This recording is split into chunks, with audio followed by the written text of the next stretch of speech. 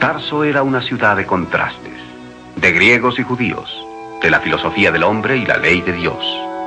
Un lugar donde los hombres se esforzaban por mantener sus buenas relaciones con Dios, ya fuera por el principio de guía de la razón o por el orgullo y la convicción de las buenas obras. Gobernando las dos cimas espirituales de judíos y griegos, se encontraba el Imperio Romano. Allí fue donde nací yo, Darío V, en el 8º año de la era cristiana. 2 años después nació un niño hebreo en la casa de un fabricante de telas. Más tarde se habría de llamar a sí mismo un hebreo de hebreos. Pero yo lo conocí simplemente como Saulo.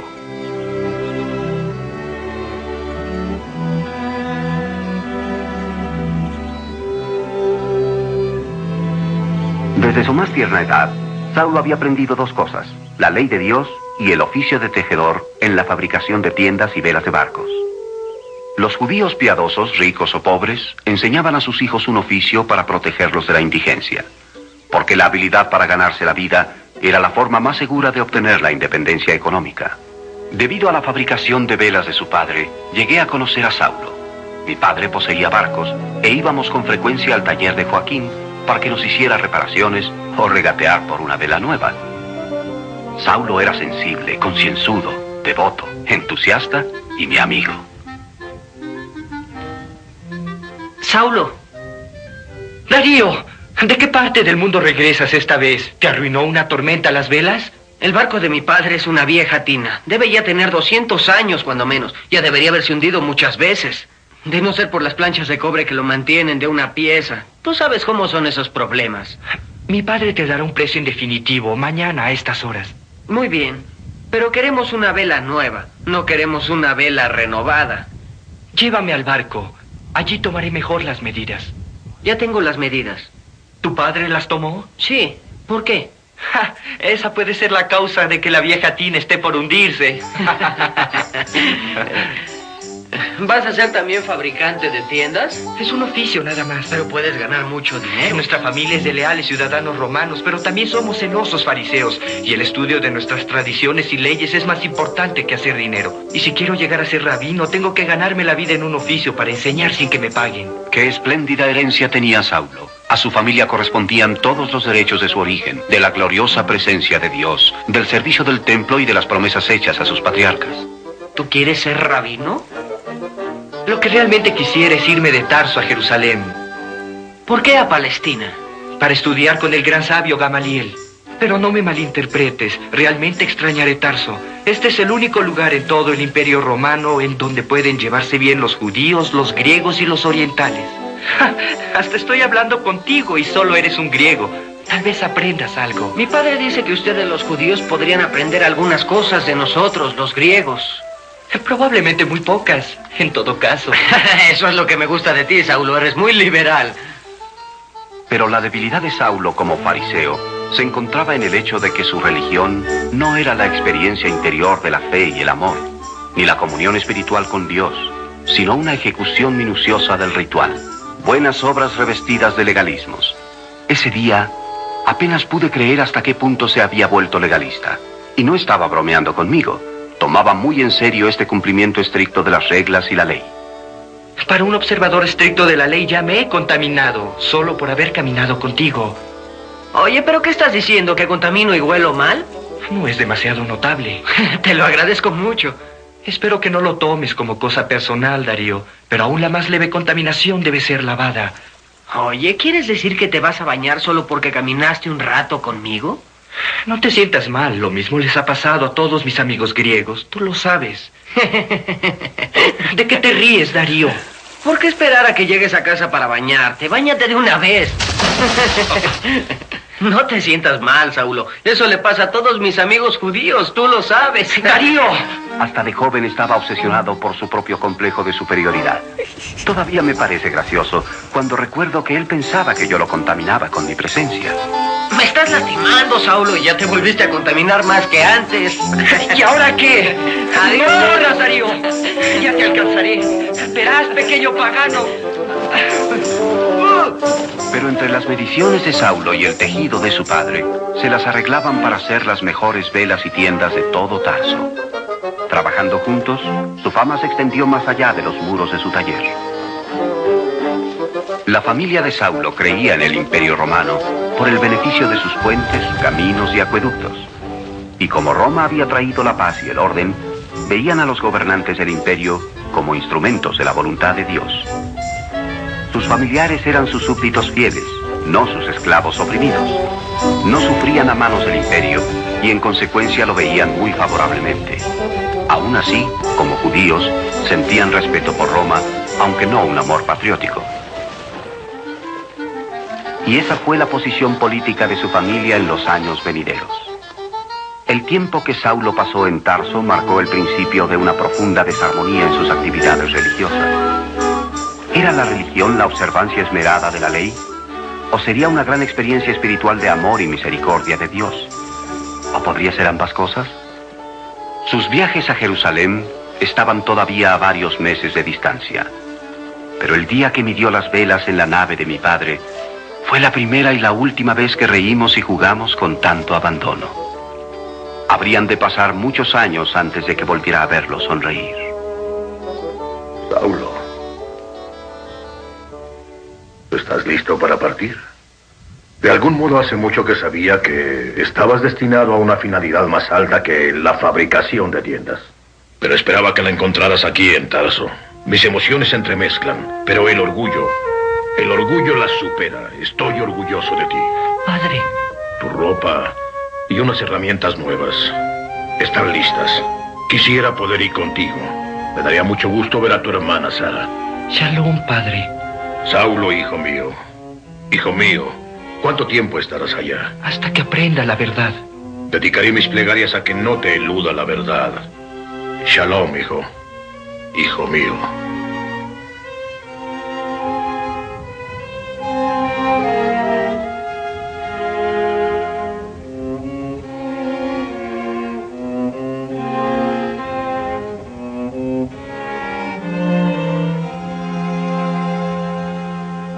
¿Qué es la verdad? Fue una pregunta que Saulo se hizo muchas veces en su búsqueda del significado de la vida. Pero la verdad y su significado eludieron a Saulo en su juventud. Sin embargo, no se detendría ante nada para encontrarla. Tal vez nunca la encontrara, pero había una cosa segura.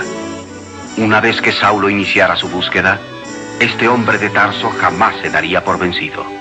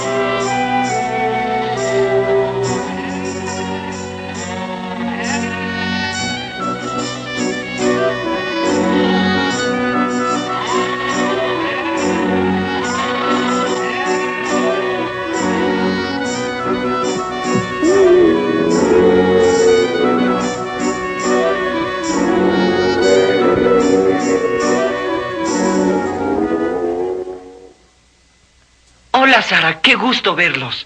Aquella fue una reunión feliz.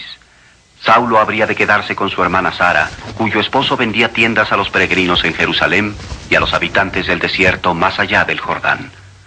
Siempre había simpatizado con su cuñado y esperaba con ansia hacer su vida con ellos. Llegó en la época de Pascua. Mientras su cuñado oficiaba las plegarias, Saulo dio gracias por haber hecho su viaje a salvo y oró por la salud de su familia.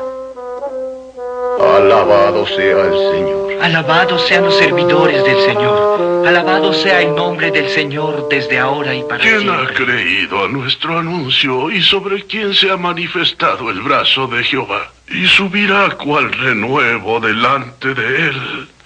Y como raíz de tierra seca no tendrá forma ni hermosura. Gamaliel era el rabino más distinguido de su tiempo y se le consideraba como uno de los 7 rabinos de Jerusalén. Saulo no había esperado que fuera sencillo el aprendizaje. En su mayor parte, Sus estudios tenían como fin su capacitación como escriba, y sólo cuando hubiera terminado con ellos, sería aceptado como discípulo de Gamaliel. Estos estudios le introdujeron a las formas más nobles, así como a las más duras y más triviales del fariseísmo, porque hacían el mayor énfasis en las formas rituales de la ley piadosa, con preceptos que iban mucho más allá que la ley de Moisés.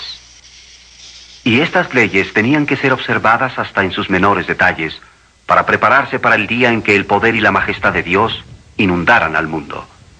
La vida de Saulo se convirtió en un esfuerzo desesperado para llevar esta doctrina a su más completa expresión. Y diciendo yo al impío, de cierto morirás, si él se volviere de su pecado e hiciere juicio y justicia, si el impío restituyere la prenda, devolviere lo que hubiera robado y caminar en las ordenanzas de la vida, no haciendo iniquidad, vivirá ciertamente y no morirá, no se le recordará ninguno de los pecados que hubiere cometido. Los días de estudios intensos se convirtieron en semanas, las semanas en meses y los meses en años. Durante todo este tiempo, Saulo estudió y absorbió. Su mente quedó totalmente bajo el control de las exigencias de la ley. La ley es el camino hacia Dios. Y no hay otro camino. Saulo había llegado a ser uno de los alumnos sobresalientes de Gamaliel. Y pronto tuvo una congregación propia. Enseñó a sus prosélitos que la ley era el camino por el cual el hombre podía acercarse a Dios. Pero había inquietud, y muchos se iban alejando deseosos de escuchar de otro camino hacia Dios. Un camino marcado por un carpintero de Nazaret. Y por eso Dios nos libertó a través de su Hijo, el Mesías. Cuando se puso a prueba nuestro padre Abraham, ofrendó a su amado Hijo. En su corazón estuvo dispuesto a ver morir a su Hijo. Uno de los predicadores más convincente de que este era el camino hacia Dios fue el joven Esteban.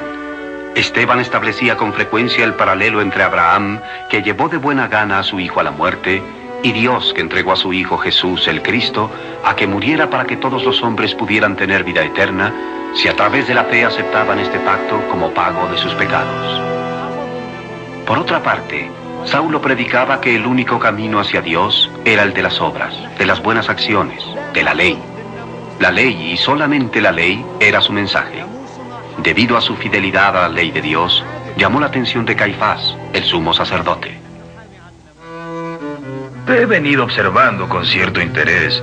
He estado pendiente de muchas de las clases de Gamaliel, pero cuando me dijo que tú eras uno de sus alumnos más prometedores, bueno... Pero mis estudios con Gamaliel hace mucho que terminaron. Cierto. Pero como su mejor alumno te han seguido mis ojos. Tienes una congregación, ¿no es así? Sí. Y predicas que la ley es el camino hacia Dios. Los inspiras con el fervor del templo y su devoción. Eso es raro. Sospecho que tú llegarás lejos. ¿Y vos habéis pedido esta reunión simplemente para enunciar vuestros cumplidos a un joven escriba? Quiero que te unas a los escribas del Sanedrín. ¿Qué? ¿Te decepciona? Es una gran responsabilidad. Sin duda. Pero tienes una claridad de visión poco común. Eres persuasivo. Impaciente tal vez, pero qué judío ambicioso no lo es. Necesitamos a alguien como tú para preparar los testimonios en la corte más alta de Israel. ¿Aceptas? Si vos creéis que lo merezco. Bien. Queremos que continúes dirigiendo tu congregación y que ayudes a castigar a aquellos que pervierten la ley.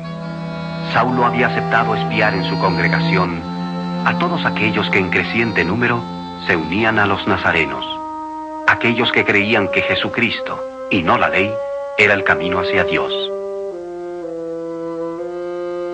Confío en que este arreglo nos lleve a una solución benéfica de los dilemas religiosos que nos rodean. Espero poder ser útil.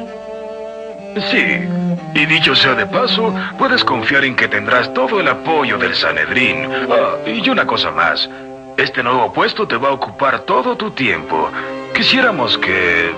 ¿Que deje la fabricación de tiendas? Exactamente. Bueno, no por completo. Después de todo, una vez que hayamos llevado a los nazarenos a la justicia, querrás tener algo en que ocuparte nuevamente. En los días que siguieron, Caifás habría de enfrentarse a embarazosas derrotas en su campaña contra Simón Pedro y los nazarenos, porque Pedro confundió a la alta corte con su elocuencia, su lógica y su amor. Y no habiendo sido acusado formalmente por el Sanedrín, los nazarenos florecieron más que nunca, A pesar de los deseos fervientes de Saulo por complacer a Caifás, el número en su congregación se fue reduciendo. Incluso en su propia mente seguían sucediéndose las dudas. ¿Quién era este Jesús? ¿Por qué cada nuevo esfuerzo alejaba más a la gente del templo?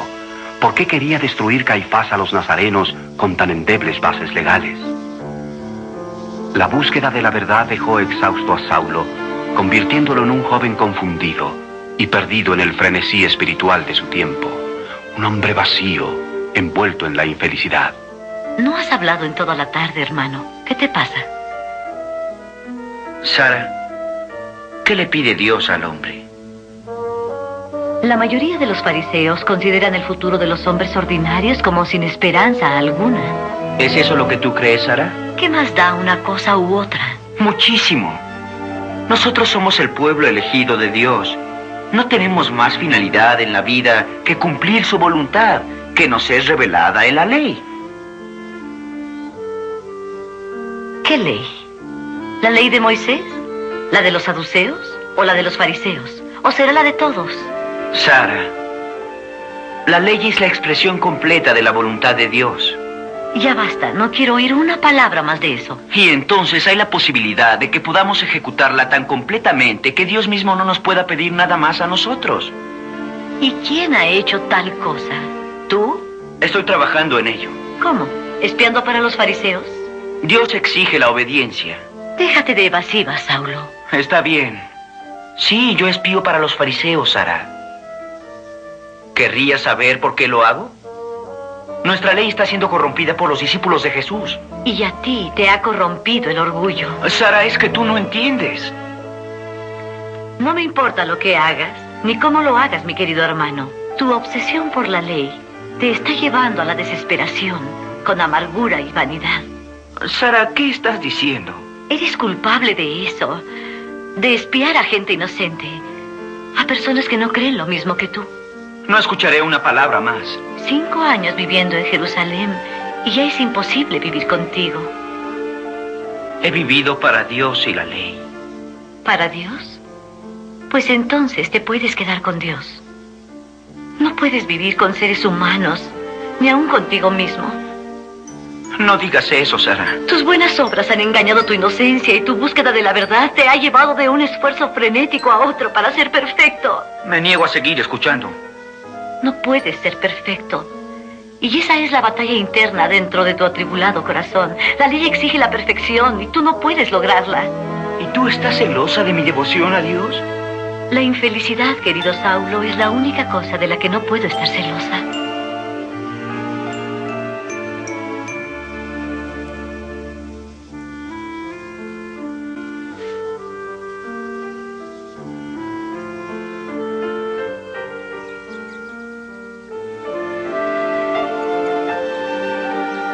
Atormentado por las dudas, pero poseído de una ambición espiritual para servir y agradar a Dios, la vida de Saulo se convirtió en una búsqueda obsesiva de la verdad. Una verdad que lo eludía en todos sus intentos y manchaba su celo con la frustración. Señor, yo pretendo únicamente complacerte y buscar solo a los que te honran y temer. Saulo, acabo de saber que los sacerdotes han arrestado a otro nazareno. Es un judío griego. Sí, lo sé. Lo tienen frente al consejo sacerdotal Y han solicitado mi presencia. Dime, Natán, ¿tú crees que la ley es el camino hacia Dios? tenemos que apresurarnos. Se ha reunido una multitud airada frente a la cámara. Sí. No se necesita mucho para poner de mal humor a Caifás. Vamos, Natán, es hora de ejecutar las leyes de Dios. El cielo es mi trono y la tierra el estrado a mis pies. ¿Qué casa me edificaréis? Dijo el Señor. ¿Cómo se llama? Esteban. Estos judíos griegos. Sus nombres tienen siempre cierta sonoridad. Vosotros os resistís siempre al Espíritu Santo. La pregunta es si la gente resistirá el deseo de matar a este Así predicador. sois vosotros.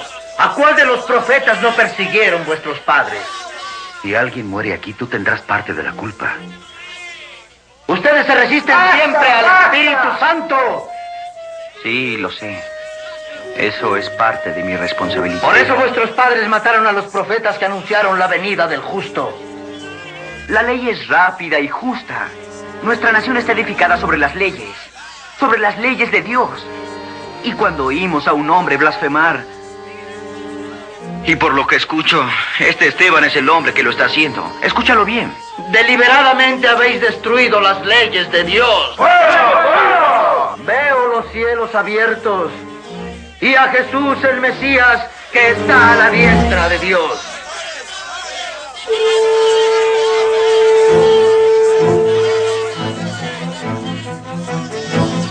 Es un hombre muerto. Lo van a lapidar.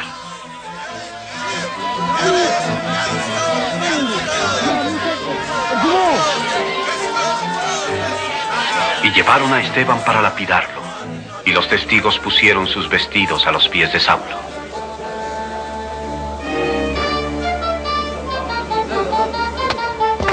Señor Jesús, recibe mi espíritu. Señor, no los culpes de este pecado.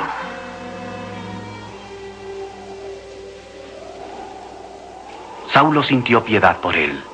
Pero cuando se recordó a sí mismo que Esteban era el enemigo que había traído a muchos de sus prosélitos y los había alejado de la ley, sintió cierta satisfacción y gozo por la muerte de este hombre frágil. Sin embargo, un sentido interior de decadencia traicionaba la brutalidad del momento. Señor, dime, ¿qué más deseas de mí? Saulo. ¿Sí?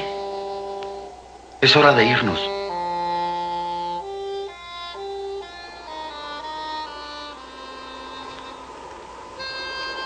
Aquella fue una experiencia aterradora para cualquier hombre, y aún más para Saulo, porque siguió obsesionado por el recuerdo del suceso durante muchos años.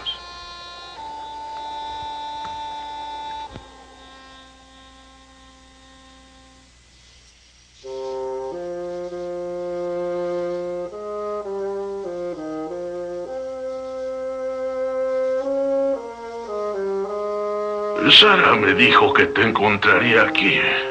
Sí.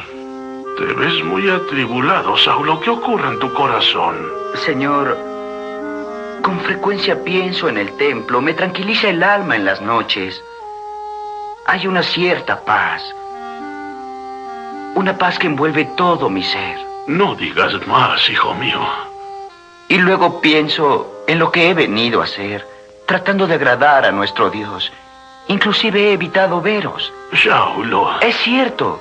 Desde que empecé a trabajar para Caifás, me he ido alejando más y más de vuestras enseñanzas. Hay muchas formas de interpretar la ley de Dios. Y Caifás ha convertido la interpretación en una acusación. Tal vez por eso Dios me ha puesto en el consejo, para ayudar a imponer el espíritu de la ley y no solo la letra de la ley, hijo mío. Ayer, el hombre que llevamos a lapidar no tenía miedo, pero yo sí. Nunca vi a un hombre enfrentarse así a la muerte, sin temor, sin ira, y le pidió a Dios por nosotros. Le pidió al Señor que nos perdonara. Saulo, por eso yo me inclino por la clemencia, porque estas lapidaciones marcan el final de la razón. La clemencia es un lujo que se puede permitir el Sanedrín. ¿Por qué hemos de ser clementes? ¿Por qué? Porque así los jóvenes no tendrían que sufrir la culpa de juicios irracionales. Si los hombres como Esteban no son los del verdadero Dios, su obra perecerá. Pero si son de Dios, no podemos aniquilarlos. Me parece que ya he oído ese argumento. ¿Y no te ha conmovido? ¿Conmovido? No lo sé. Jeremías habló del tiempo en que la ley de Dios está aquí escrita en el corazón de los hombres y que les mostraría el camino a la comunión completa con Él. La diferencia real entre tú y Caifás, ¿sí?, es que él solo piensa en sí mismo, mientras tú solo piensas en Dios, es cierto. Y no sé si habrá alguna esperanza. Quisiera estar solo. Sí, hijo mío, por supuesto. Yo lo entiendo. Oh, cómo extraño Tarso.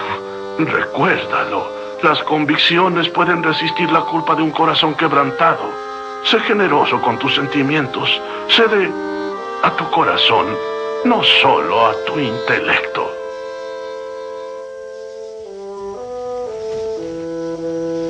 Saulo pasó entonces por un periodo de grave agitación emocional. Perturbado por los problemas morales que habían provocado sus actos, buscó el alivio en la determinación de intensificar su fanática campaña de exterminio de los discípulos de Jesús. Señor, hazme digno de ti. Fue comisionado para efectuar una búsqueda de los seguidores de Jesús en Jerusalén. Bajo las órdenes de Saulo cayeron hombres armados sobre los nazarenos. Se invadieron sus hogares. Se aterrorizó a los niños. Hombres y mujeres que encontraban eran aprendidos o puestos en fuga. Y mientras hacía sus mortales amenazas sobre los discípulos, experimentó un desconcierto y una incertidumbre cada vez mayores. Pero no podía dar marcha atrás. Y si esta era en efecto la voluntad de Dios, encontraría la manera de someterse y obedecer. Por culpa de la persecución de Saulo, los creyentes huyeron a ciudades alejadas de Jerusalén. Y así fue como Saulo, comisionado por el sumo sacerdote, emprendió el camino de Damasco. La jornada era larga y tediosa. El calor casi intolerable. Saulo pasó días de sufrimiento, temiendo el momento en que tendría que esgrimir una vez más la espada de la crueldad y la intransigencia. Pero le perseguía la misma pregunta inquietante. ¿Sería esta persecución la voluntad de Dios? ¿Quién era este Jesús?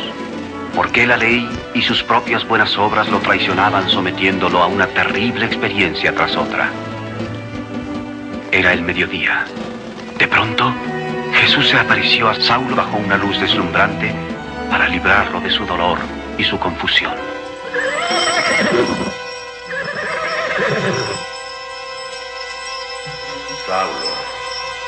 Saulo, ¿por qué me persigues de esta manera? ¿Quién eres, Señor? Soy Jesús a quien tú persigues. Señor,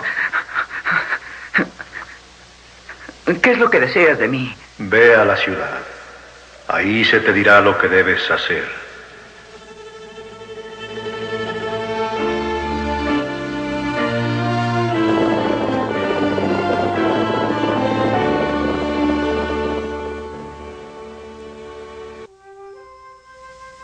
Deslumbrado como estaba, no podía estar tranquilo ni comer. Solamente oraba. Cristo se había revelado a Saulo. Su conversión fue una vuelta completa e instantánea en su religión. Su orgullo y su arrogancia fueron barridos. Jesús había entrado en su corazón y había tomado posesión de él. Algunos días después, Dios habría de enviar a Ananías para restaurar la vista a Saulo. Había ido a Damasco para detener a los discípulos de Jesús y ahora se unía a ellos. La calma se había restaurado en este hombre de Tarso. Y con su declaración de fe pública en Jesucristo y su bautizo, una vez más mi amigo de la niñez volvió a sonreír. Años más tarde habría de escribir que no habló con hombre alguno, sino fue a buscar la guía de Dios y así partió de Damasco hacia Arabia, un enorme territorio desértico y seco que se extendía desde Damasco al monte Sinaí hasta el Mar Rojo y el Golfo Pérsico. El desierto era un lugar de austera belleza. El sol, la soledad, las arenas. Aquí fue donde habló con Dios y reconstruyó su pensamiento religioso. Todo lo habría de reexaminar: la ley, las escrituras, la tradición, el ceremonial, todo a la luz de Jesucristo. Fue un período de silencio y reclusión el de Arabia. Un total abandono de todo lo que había sido. Había terminado la búsqueda de la verdad porque la había encontrado en Jesucristo. Se vio a sí mismo a través de los ojos de los demás. Para los judíos era un traidor y los nazarenos no lo habían aprobado. A su regreso de su período de aprendizaje en Arabia, Saulo llegó a Damasco. Pudo haberlo evitado fácilmente, pero sentía una responsabilidad hacia los creyentes que vivían allí. Antes había ido para atraparlos y perseguirlos, Pero ahora tenía que volver para apoyarlos y darles energías. Permaneció allí 3 años, predicando la fe que antes había tratado de destruir. Al principio las sinagogas le abrieron sus puertas pensando que había venido a reforzar sus antiguas ideas.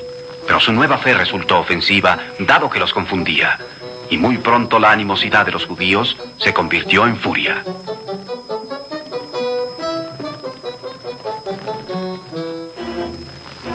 Saulo se fue a ocultar entre los creyentes de Damasco, quienes ahora eran sus devotos amigos. Cuando llegó el momento, la despedida fue emocional y triste. Pero Saulo tenía tantos recursos como los que yo recordaba de nuestra niñez. Y lo que sucedió aquella noche permaneció en su memoria como una de sus más dramáticas escapatorias. Saulo salió con vida, haciéndose bajar de las murallas de la ciudad en una cesta. Y eso quedó como el prólogo de una larga serie de persecuciones y escapatorias que habrían de venir. Regresó a Jerusalén y con su oficio de fabricante de tiendas y su nueva fe, se las arregló para ganarse la vida y predicar. Intentó entrar en relación con los discípulos, pero lo rechazaron airados. Se negaron a recibirlo porque no creían en su conversión. Pero Saulo se negó a ser desairado. Hola, sentaos. Gracias. Tuviste hoy muchos oyentes. ¿Fui honrado con vuestra presencia? ¿Me permitís? Por supuesto. Es del Señor. Y vuestro también. Muy buena. Vuestra generosidad en Dios es encomiable. Tengo tanta hambre como un león. Eso veo. Decidme, ¿quién sois vos? No había probado un pescado tan exquisito como este desde que salí de Chipre. En esta ciudad las mujeres le ponen demasiado ajo. ¿Os he oído decir que sois de Chipre? Lo fui hace tiempo. Vendí todo lo que tenía y me fui de ahí. Tenía más tierras y dinero de lo que podía usar. Todo un problema. Tal vez debisteis guardar para una buena comida. Tenéis sentido del humor. Me gusta eso. Me parece que no he escuchado vuestro nombre. Me llamo Bernabé. Bueno, hermano Bernabé, no sé cómo deciros esto, pero... Decidlo como queráis. Bueno, me parece haber descubierto algo tortuoso detrás de ese apetito voraz y esa sonrisa tonta. No soy tortuoso, os lo aseguro. Solo una curiosidad saludable por el que lapidó a Esteban, por la persona que persiguió a tantos hombres, mujeres y niños inocentes y puso en fuga a los creyentes por toda Judea y Palestina. Y luego, para coronarlo todo, tranquilamente se dice convertido. Así que veréis que para mí, querido Saulo, ante tales pruebas, no sois el que parecéis ser muy tortuoso. ¿No estáis de acuerdo? Sentimos desconfianza, Saulo. ¿Podrías culparnos? Llamadme Pablo, por favor. Decidme, ¿quién os envía? ¿Tenéis otro nombre? Saulo, Pablo, ¿qué diferencia hay? Persiste el hecho de que pecasteis miserablemente. Fui perdonado por Jesús. ¿En serio? Por favor, ¿quién os envía? Los discípulos. Los discípulos. Alabado sea el Señor. Y aún los discípulos encuentran difícil perdonar y olvidar. Entonces tal vez sea tiempo de que empiecen. Sí, Pablo. Pero no hay señales fáciles que reconocer en un hombre que ha vuelto a nacer. Y el hecho de que hayas caído del caballo no creo que sea la mejor de las señales. Por eso estoy aquí. Quiero oírlo todo desde el principio. Desde el instante en que Cristo habló contigo. Estoy ansioso por oírlo. Quiero saberlo todo. ¿Caminamos? Bernabé intervino con los discípulos para determinar la verdad de la conversión de Pablo, porque serían ellos quienes tendrían que reconocer la validez de la experiencia que había vivido. Esto era importante, porque al ir pasando el tiempo y desapareciendo los amigos de Jesús, no podía permitirse que las revelaciones personales se convirtieran de un poder vivo en un culto. Fue un momento de emoción y enriquecimiento espiritual para ambos hombres. Empezó a crecer un respeto mutuo y una amistad entre ellos al ir compartiendo sus experiencias con Cristo. Hasta muy entrada la noche, Bernabé escuchó a Pablo, juzgó sus palabras, oró con él y lo llevó ante Pedro. Pablo pasó 15 días con Pedro y juntos dejaron transcurrir las horas, los días, las semanas, repitiendo el misterio de Jesús. Eran dos hombres muy diferentes. Pedro vivía del corazón. Era un sencillo pescador con una contagiosa pasión por la vida. Por temperamento y espíritu, Pedro era el portavoz de los creyentes de Jerusalén, mientras que Pablo era un hombre cultivado, cuya vida estaba bajo el peso de la ley, la lógica y la razón. Para estos dos hombres, Jesús era el núcleo y el centro de la vida. Durante su estancia en Jerusalén, Pablo estudió las grandes doctrinas de la fe cristiana: el nacimiento virginal de Jesucristo, su vida sin pecado, su existencia divina, el sacrificio de su muerte y su resurrección corporal para traer la salvación por la fe en Él y solamente por la fe. Los tiempos eran problemáticos e impredictibles, y no pasó mucho tiempo antes de que se formara otra conspiración contra él. Así que Pablo tuvo que marcharse. Se dirigió al norte, a lo largo de las costas del Mediterráneo. Habían pasado 10 largos años desde que yo le hubiera visto partir en busca de la verdad. Pero ahora Pablo, el hombre de Tarso, volvía a casa.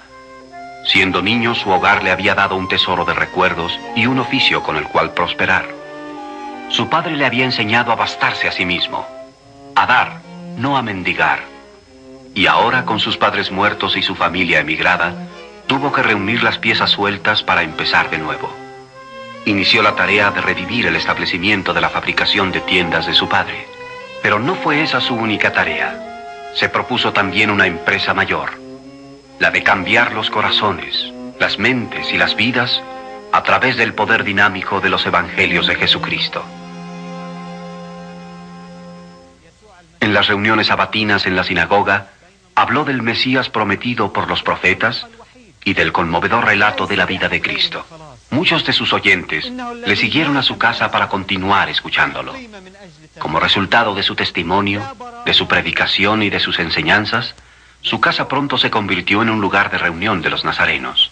En años posteriores, habría de afirmar que el principio de su nueva vida espiritual se había iniciado en ese lugar. Muchas veces tomó el camino bajo el calor o la lluvia para hablar con todo aquel que quisiera escucharle. Sus enseñanzas fueron un mandato espiritual del ministerio de Jesús. Solamente hay un camino, y ese camino no es el de la ley. El camino al cielo que yo predico no está basado en un capricho, sueño o visión del hombre, porque mi mensaje procede no de los hombres, sino de Jesucristo mismo, quien me comunicó lo que debería decir. Cuando regresé a Tarso, me sorprendió ver a mi amigo de la niñez. También mi padre había muerto y yo me había hecho cargo de su negocio de construcción de barcos. Había escuchado lejanos rumores de las persecuciones de Pablo y su conversión, pero como sucedía a muchos otros griegos, eso influía poco en mi manera de pensar, aunque el verlo y escucharlo fue una experiencia diferente. Sabemos que los autores de las Escrituras habían preconizado estos tiempos en que Dios salvaría a los gentiles también por la fe. Dios le habló de esto a Abraham hace mucho tiempo cuando dijo: bendeciré a todas las naciones que confíen en mí como tú. Todos los que confían en Cristo compartirán las mismas bendiciones que recibió Abraham. Antes de Cristo fuimos protegidos por la ley, mantenidos en custodia protectora, por así decirlo, hasta que pudiéramos creer en el Salvador que vendría. Éramos esclavos de la ley, pensábamos que podía salvarnos. Pero hoy, con la ayuda del Espíritu Santo, afortunadamente contamos con la muerte de Cristo para borrar todos nuestros pecados. Es todo por hoy, hermanos.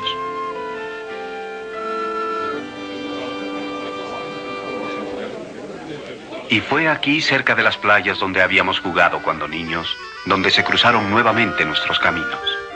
Darío, hablaremos después.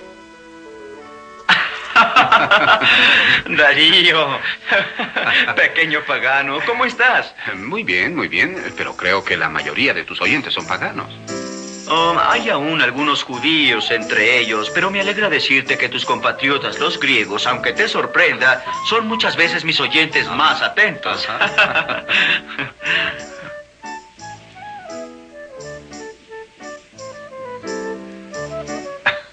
Pero Pablo, ¿qué estás diciendo? ¿Así que entonces ya no te contaminamos? Tienes buena memoria. Me río siempre que me acuerdo que me empujaste al agua aquel día que me di las velas de la embarcación de tu padre. Recuerda que él admiró mucho la calidad de tu trabajo. Lo recuerdo como un hombre bueno y dulce. Ven, vamos a caminar. Indudablemente había cambiado. Me resultaba difícil creer hasta qué punto podía cambiar un hombre en tan pocos años. Habían desaparecido su vanidad y su arrogancia, y en su lugar existía un amor y un poder interior que me dejaron intrigado. Toda su vida, Pablo había sido un hombre de grandes dotes intelectuales. Antes de su conversión, poco había podido hacer como no fuera reprimir y asfixiar su capacidad latente. Pero ¿cómo podría usarla ahora, escondido como parecía estar en Tarso? Pablo, dime, ¿por qué has vuelto a Tarso? Tal vez porque aquí puedo aprender algo. ¿Aquí? Sí, Darío. Aún aquí, donde viví mi juventud. Esta ciudad ha sido un semillero para mí por muchos años. A veces el hombre debe regresar a su cuna. Puede ser un buen lugar para encontrar la dirección. Las soluciones no siempre vienen en la forma de visiones brillantes. El hombre debe probar todas las experiencias. Al escuchar las palabras de Pablo, no podía menos que admirar su sentido de tiempo y lugar. Estos años han sido un tiempo de plantar y cosechar, de dudas y seguridades, de quién y dónde, de qué soy yo, y dónde he estado, y a dónde voy. ¿Y qué soluciones has podido encontrar, Pablo? Bastantes. Haber nacido en el lugar donde se encuentran las grandes rutas comerciales del mundo. Un mercado popular donde los judíos y griegos viven en armonía. Tener la bendición de una inapreciable tradición de disciplina judía, además de la curiosidad griega. Y añade a eso, Darío, la ciudadanía romana. Y luego lo más grande de todo eso es el tener un Dios que posee mi destino en sus manos. En efecto, Darío, he encontrado muchas soluciones. Tengo la impresión de que nunca te he visto tan contento y feliz. Yo tampoco, Darío. Es emocionante. Hacia allá están los mares romanos y sus caminos que nos comunican con todos los hombres. Más allá de esos mares, Darío, hay hombres cuyo destino aparente es conocer la naturaleza de sus desesperanzas. Su única esperanza es conllevar esa desesperanza con fortaleza y dignidad. En la superficie ese destino parece siniestro e imposible de mejorar o cambiar de manera alguna. Pero con Cristo, el hombre no es una víctima desamparada. Cristo le da un propósito a todos los hombres. Entonces, no entiendo por qué sigues aquí en Tarso. Vine a buscar las respuestas y a despedirme del pasado.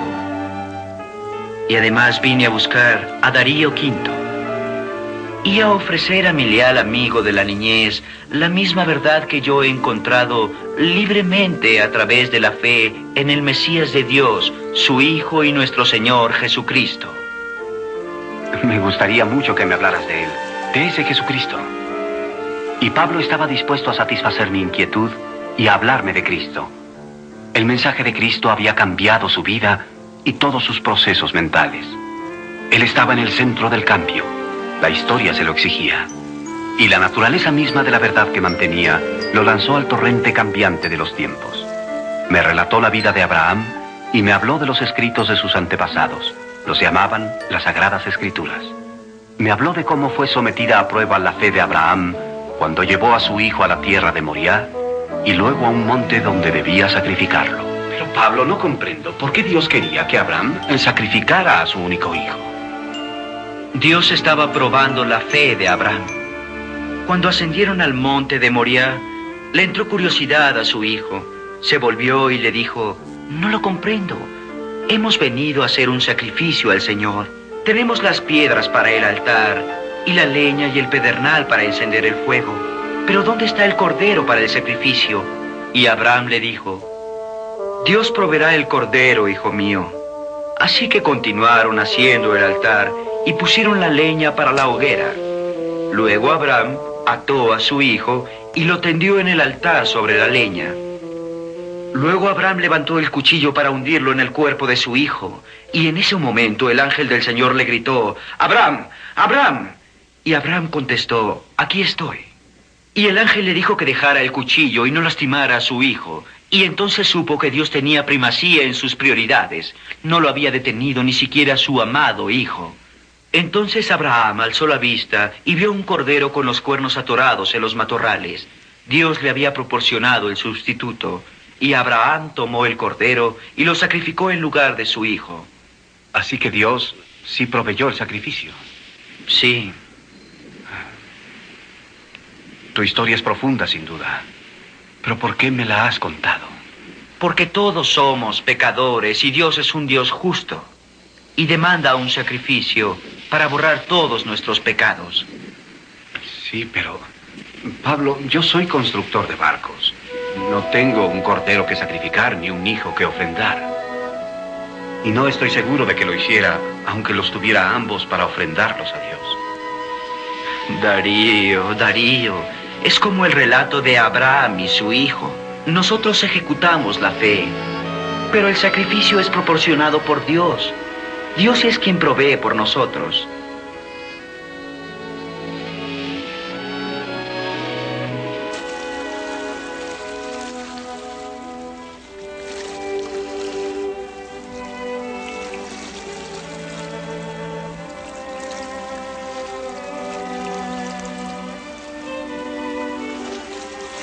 Pero no comprendo por qué un cordero, un simple cordero, es tan importante para Dios. En sí, el cordero no tiene importancia. Es solo un símbolo de Dios que nos apunta al Cordero eterno. Como ves, Darío, el Cordero del que Dios habló es su único Hijo. Nuestro sacrificio, Jesucristo, que fue sacrificado antes de la fundación del mundo. Todos los sacrificios que se han ofrecido desde entonces han sido para ayudarnos a entender el único sacrificio verdadero y final, el de Jesucristo. ¿Quieres decir que Dios sacrificó a su único hijo solamente por ti y por tus pecados? La idea causaba vértigo, y aún más profunda que la historia de Abraham era pensar que el Hijo de Dios había muerto por mí. Pero Pablo, dime por qué. ¿Por qué Dios sacrificó a su hijo por mí? Porque Dios ama. Él ama a Darío V, igual que ama a todo el mundo. ¿Y dónde sacrificó Dios a su hijo? En una cruz cerca de Jerusalén. ¿Cómo? Pero fue crucificado. ¿Y dónde está su tumba? Debo ofrecer mis respetos a ese gran hombre. Amigo mío, su tumba está vacía. Es algo más que solo un gran hombre. Es el Hijo de Dios.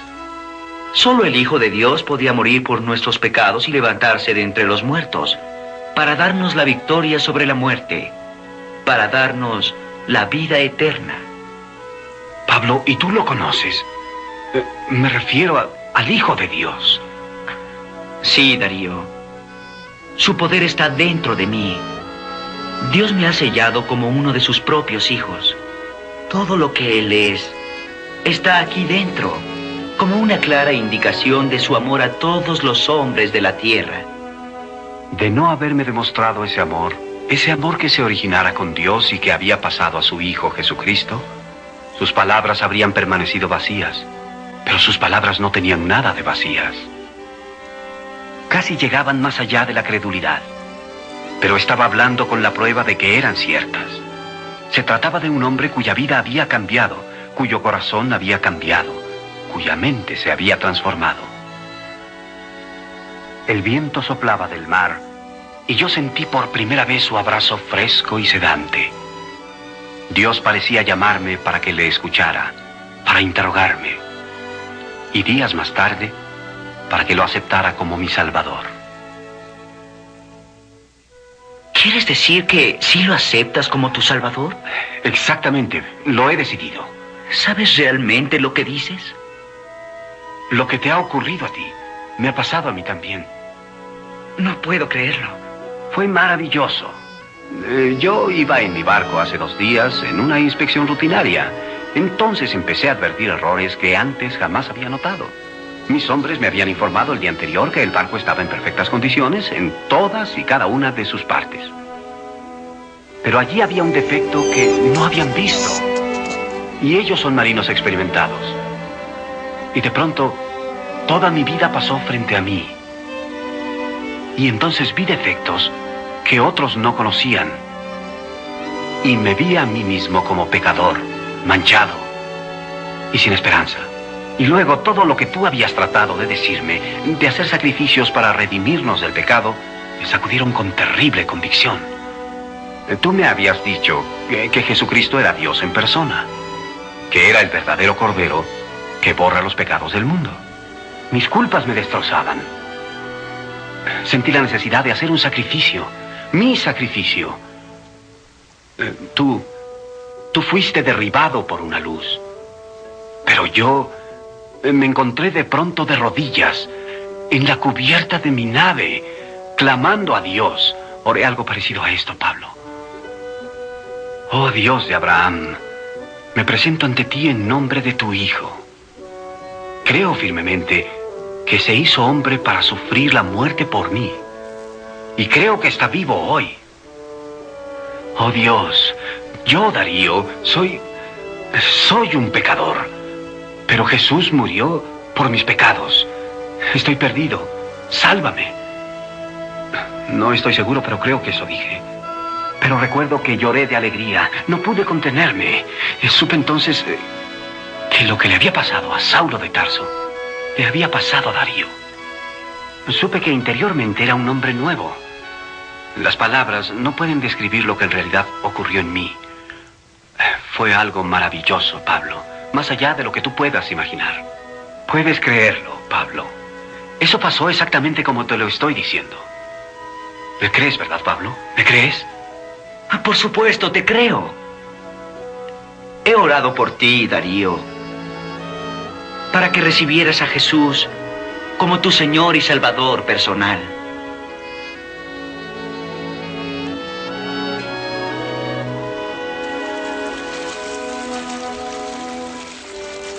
Pablo pasó casi 10 años en Tarso, haciendo tiendas y convirtiendo a la fe cristiana a muchas personas de todas las razas y naciones.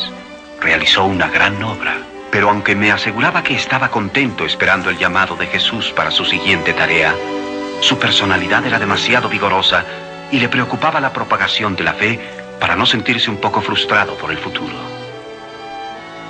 No se sentía contento de limitar su ministerio solamente a Tarso. Entonces, un día, llegó un visitante con una solicitud especial. Jesús pensaba más allá que los buenos judíos al llevar las buenas nuevas a otros judíos, puesto que Jesús no trataba de alcanzar solamente a su pueblo. Tienes razón. Pero sabes, Pablo, los de Jerusalén no estaban seguros al principio. Tenían muchas dudas. Esa es la desventaja de las visiones. No todos las tienen al mismo tiempo. Es cierto, y muchas visiones no vienen de Dios. Y no podemos confiar en las visiones. Y eso no es todo. Tu principal desventaja fueron las persecuciones, hermano Pablo. Pero todo mi futuro será juzgado por lo que fui antes. Antes de recibir a Jesucristo, no soy la misma persona, soy un nuevo hombre en Cristo. Cálmate, Pablo. Ya no estás siendo juzgado ahora, pero hizo falta este tiempo para que las heridas sanaran. Tú sabes que fuiste muy eficiente, Pablo, persiguiendo a los prosélitos de Cristo. Tuviste una gran reputación.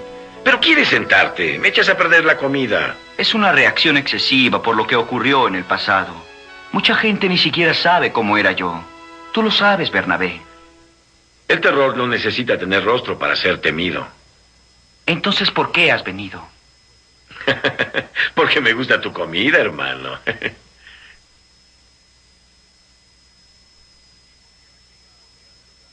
Y porque ha llegado tu hora. ¿Ha llegado mi hora? ¿Mi hora para qué? Para que vayas a Antioquía. ¿A Antioquía? Así es. Todas las heridas del pasado fueron sanadas por la obra que hiciste aquí. Tu magnífica obra entre los gentiles. ¿Cuánto tiempo fue? ¿5 años? ¿6 años? Sigue contando. Te estás acercando.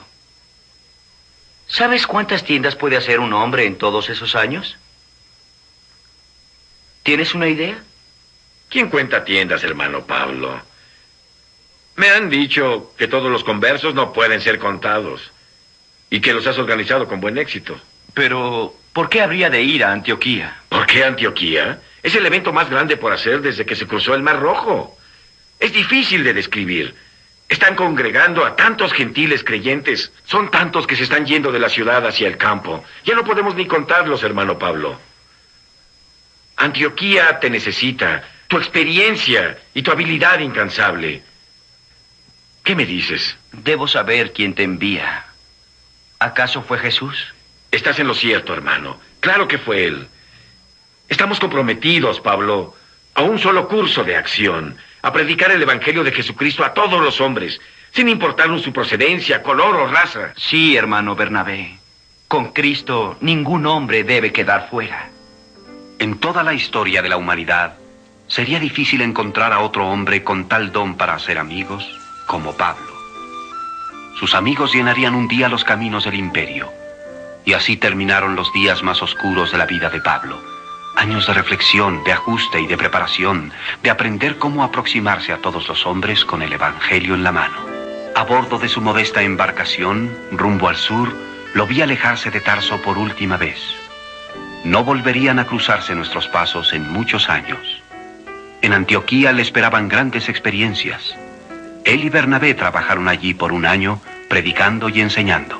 Ahí fue donde la población creciente de creyentes empezó a ser llamada cristianos. Una forma de una palabra latina que significaba seguidores de Cristo. Pero tenía poco significado para los hombres de Jesús, que preferían ser llamados hermanos, buscadores del camino, creyentes, siervos y esclavos de Cristo. En su primer año en Antioquía, Pablo supo que el poder se encontraba en la organización de los creyentes, que cada individuo era indispensable, de tal manera que si un miembro sufre, todos los miembros a una se duelen, y si un miembro es honrado, todos los miembros a una se gozan. Durante todas sus predicaciones y viajes, él continuó reconstruyendo su mundo interior, buscando siempre las respuestas y la guía divina, porque al llegar a Antioquía, Pablo se había puesto bajo la autoridad de la iglesia del lugar. Sentía la obligación de seguir sus instrucciones. Cierto día, se reunió un grupo notable de hombres de la iglesia en la ciudad de Antioquía. Llegaron Simeón de Noráfrica, Lucius de Cirene, Maneano de Judea y Bernabé de Chipre. Todos ellos, al igual que Pablo, eran hombres de gran fe y amplia visión. El Espíritu Santo había apreciado su notable trabajo en Antioquía para abrirles los ojos a posibilidades aún mayores. La respuesta a sus plegarias para extender su acción estaba a punto de empezar. Pablo, ¿estás listo? Nuestra hora ha llegado. Sí, hermano. Todos creemos que ha llegado el tiempo de llevar nuestra fe a la buena batalla. Estoy listo y ansioso de iniciar la jornada. Parece que tendré que aprender a hacer tiendas sobre la marcha. Probablemente. Y con el mundo en tan terrible confusión, también tendremos que hacer conversiones sobre la marcha. ¿Podemos hacerlo, Pablo? ¿Hablas de los dos? Claro que sí, me refiero a los dos, hermano. Hemos sido comisionados por la iglesia. Vamos a salir ahora los dos, Pablo, hacia todo el mundo. Todos estaban entusiasmados. Simeón relató cómo el Señor le había abierto los ojos. El futuro de la iglesia estaba en otras partes, en cualquier lugar o momento en que Pablo o Bernabé encontraran oyentes. Pablo dijo a sus amigos que se sentía satisfecho de que Jesús hubiera considerado oportuno confirmar sus visiones a través de su bondadoso amigo Bernabé. Este tenía razón, su amor ya no podía seguir inactivo. Era tiempo de que la iglesia de Antioquía, a través de Bernabé y Pablo, invadiera las tierras vecinas con el amor de Cristo. Debido a su crecimiento y visión, la iglesia de Antioquía se convirtió en la primera iglesia misionera. Con un profundo sentido de la dirección de Dios, Pablo y Bernabé fueron comisionados a aventurarse en el mundo como misioneros. Todo lo que había pasado a Pablo en esos últimos 15 años, y todo lo que estaba pasando en el mundo, y sobre todo el Espíritu de Cristo que ocupaba su corazón, lo lanzaron a las páginas del tiempo y de la historia. Todavía siguió siendo mi amigo, siempre leal y persuasivo, emprendedor exigente, curioso, alerta, inquieto y vivaz, pronto a la compasión, aunque susceptible a la ira. Odiaba la injusticia y no le sorprendía nada de lo que hacía el mundo. Aún así, impasible, sobrecogido por la enormidad de la resistencia del mundo a la compasión y el gozo de Cristo. Era un hombre capaz de encontrar nuevamente la fuerza, aún en la fatiga y la desesperación. Qué feliz me sentía yo de haber conocido al Cristo que este hombre de Tarso me había señalado. Porque de tal manera amó Dios al mundo, que ha dado a su Hijo unigénito, para que todo aquel que en él cree no se pierda, mas tenga vida eterna.